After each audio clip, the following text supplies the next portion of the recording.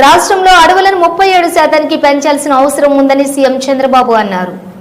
అనంతపురంలో మాట్లాడుతూ global warming అనేది పెద్ద సవాలుగా మారింది.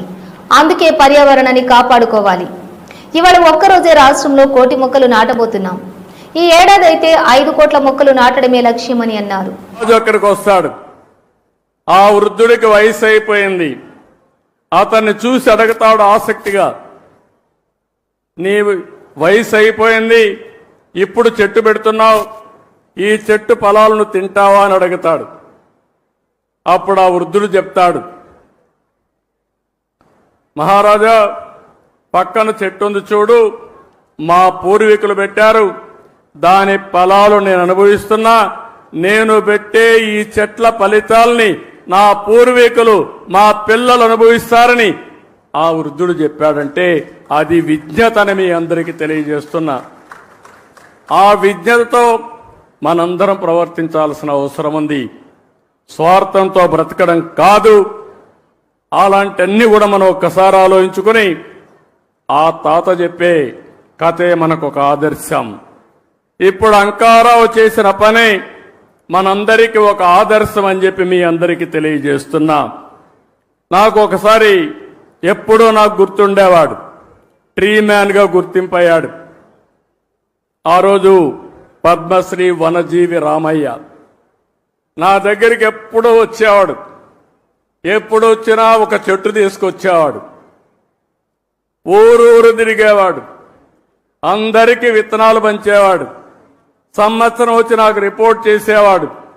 నేను ఈ కార్యక్రమాలు చేస్తా ఉంటే ఆయన ఎప్పటికప్పుడు ప్రోత్సాహపడి ఉత్సాహవంతుడై రోజుకు ఒక మొక్క నాటేవాడు. ఆయన నాటడమే కాదు, అందరి దగ్గర నాటిచ్చేవాడు. ఆ చెట్లను పెంచే కార్యక్రమాన్ని కూడా ఆయన నిర్వహించాడు. అందుకే కేంద్ర ప్రభుత్వం పద్మశ్రీ అవార్డు ఇచ్చింది. దీన్ని మనస్ఫూర్తిగా నేను అభినందిస్తున్నాను. ఆయన ఒక్కసారి స్మరించుకోవాల్సిన బాధ్యత మనందరిపైన ఉందని చెప్పి కూడా నేను మీకు తెలియజేస్తున్నా. ఈరోజు మనం అందరం కూడా గుర్తుపెట్టుకోవాల్సింది స్వర్ణాంధ్ర, స్వచ్ఛాంధ్ర. స్వర్ణాంధ్ర అనగానే ఏదో ఎక్కువ ఆదాయం రావాలి. నేను అందుకే చాలా స్పష్టంగా చెప్పాను, స్వర్ణాంధ్ర అంటే ఆదాయం పెరగాలి, ఆరోగ్యం బాగుండాలి, ఆనందంగా ఉండాలి. వెల్తీ, హెల్తీ, హ్యాపీ సొసైటీ కోసం మనం పనిచేస్తున్నాం. ఇది జరగాలంటే పర్యావరణాన్ని కాపాడుకోవాలి. పెద్ద ఎత్తున ఈరోజే నేను చూశాను ఒక స్టాల్ కూడా. ఇక్కడ మా మంత్రి నారాయణ గారు ఉన్నారు, ఉప ముఖ్యమంత్రి గారి దగ్గర 2 బాధ్యతలు ఉన్నాయి. ఒకటి మీరు చూస్తే ఎన్విరాన్మెంట్, ఫారెస్ట్ ఉంది. దీనివల్ల మనందరినీ ఆరోగ్యం కాపాడాలంటే ఫారెస్ట్ మినిస్టర్గా ఉప ముఖ్యమంత్రి గారు చాలా కీలకం అని చెప్పి కూడా నేను మీకు తెలియజేస్తున్నా. నా మనసుకు దగ్గరుండే సబ్జెక్టు పర్యావరణం, చెట్లు పెంచే కార్యక్రమం అని చెప్పి కూడా నేను మీకు తెలియజేస్తున్నాను. ఈరోజు ఇక్కడ ఒక విషయం ఆలోచిస్తే, నేను చిన్నప్పుడు హై స్కూల్కి పోయేవాడిని. మా ఊరి నుంచి 6 కిలోమీటర్లు నడవాలి, కొన్ని రోజులు సైకిల్లో పోయేవాడిని.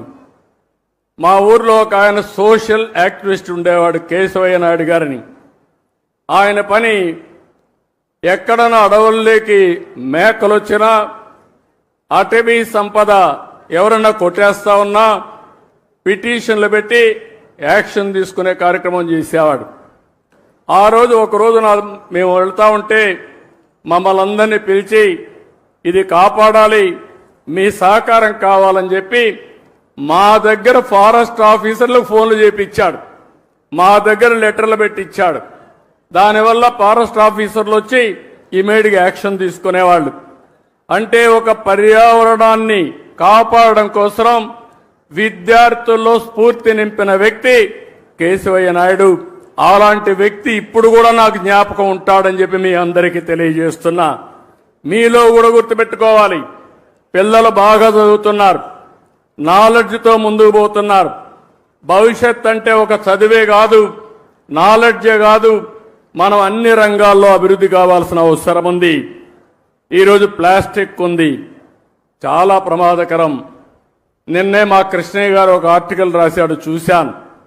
అడవుల్లో ఉండే ఏనుగులు కూడా ప్లాస్టిక్ తిని చనిపోతే దాన్ని పోస్ట్ మార్టం చేసి కొన్ని కేజీలు ప్లాస్టిక్ పేరుకుపోయి ఉంది.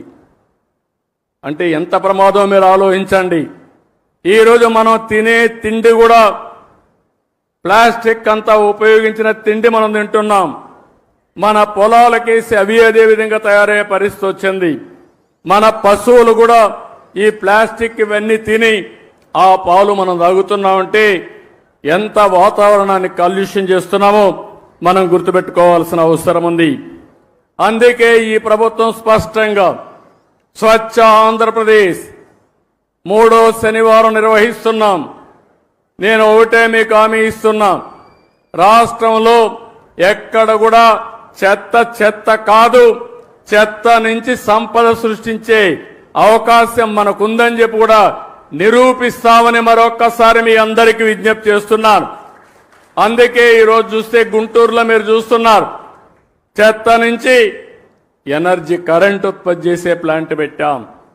విశాఖపట్నంలో పెట్టాం. ఇప్పటికీ అన్ని ప్లాంట్స్ పెట్టి కంప్లీట్ చేసేవాళ్ళం.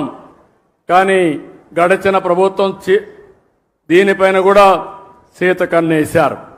దీనివల్ల ఇబ్బంది పడ్డాం.